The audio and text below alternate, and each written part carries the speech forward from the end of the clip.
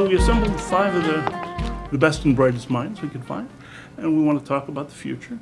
Basically, the question is, if we gather here 10 years from now, what's the one significant thing that's going to be different in Greater Hartford?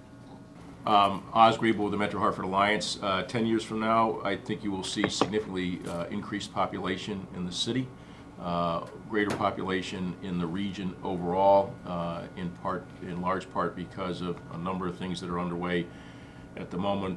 You can list them to the improvement in the city public school system, to the Connecticut Fast Track Initiative, to the investment in healthcare across the board at the health center and at the other hospitals and Jackson Labs. I'm Catherine Smith. I'm currently the Commissioner of Economic and Community Development for the state of Connecticut. And 10 years from now, I agree with Oz, I think there'll be more people, but I think what will be very helpful for the city is that it will have rebounded as a cultural, a office center, and a housing center for the region, because there's, I think, a push by younger people to be in more urban areas, so I think we'll benefit from that.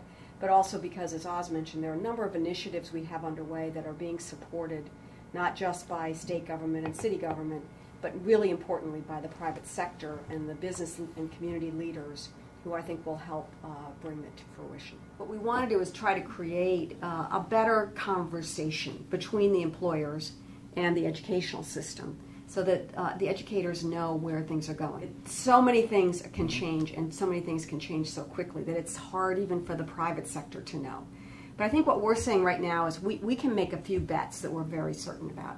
One is that technology and the STEM type of skills are going to be important for almost any job that we're going to be recruiting here to Connecticut. Why is that? I think the companies that choose to be here are not looking for knowledge-based workers, and that's one of our strengths today and needs to be one of our strengths in the future. We know that technology itself, which is so important to your business, of course, is also fundamental for almost everything we do. So we're making bets not so much in saying, yes, we think bioscience will be here, which we do. Yes, we think advanced manufacturing will be here, which we do. But I think we're also saying, let's make sure that our workforce has the skills that can follow those technologies and those new innovations as they come to be.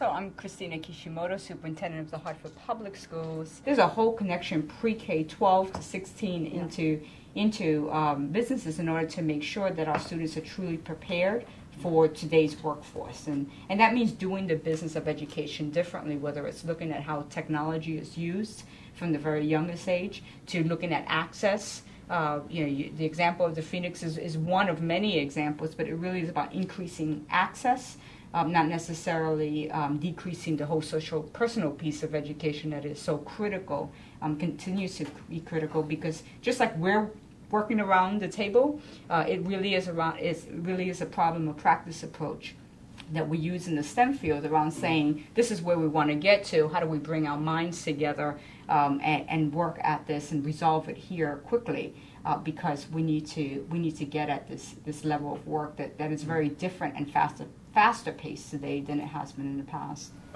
Louise, Executive Vice President with a firm called AdNet Technologies. We're a technology consulting firm serving the greater Hartford area, this region. So I think that it's very, very important that we look at the next level of economic boom is probably around data, right? And as that impacts this region, our ability to be able to capture the value, capture the tax base, capture the employees themselves in this region is really what the fight is about. So we have to continue, and I agree with your point, Oz, we have to continue to want to have people live in this region, thrive in this region, be attracted to this region.